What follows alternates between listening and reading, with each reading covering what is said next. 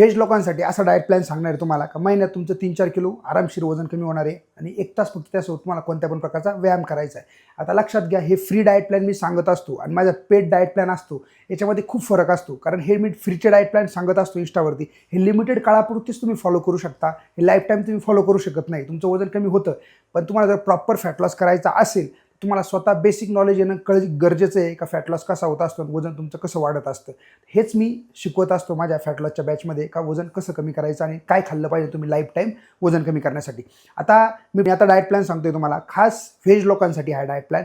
सकाळी सकाळी काय करायचं, तुम्हाला मोड आलेले कडधान्य ते उकडायचे आणि मस्तपैकी मीठ मसाला टाकून ते तुम्हाला सकाळी खायचे. दुपारी तुम्हाला बेसन चिला आणि दही, म्हणजे बेसन पिठाचं थालीपीठ बनवतो आपण घरी, तेच खायचे. त्यासोबत तुम्हाला दही घ्यायचे, हे भरपूर क्वांटिटीमध्ये तुम्ही खाऊ शकता पोटभर. त्यासोबत तुम्ही सलाड पण घेऊ शकता. आता संध्याकाळी 5च्या पिरियडला काय करायचं, तुम्हाला तुम्ही मूठभर फुटाणे खाऊ शकता आणि ब्लॅक कॉफी पिऊ शकता. हे संध्याकाळी 5चं जेवण झालं तुमचं.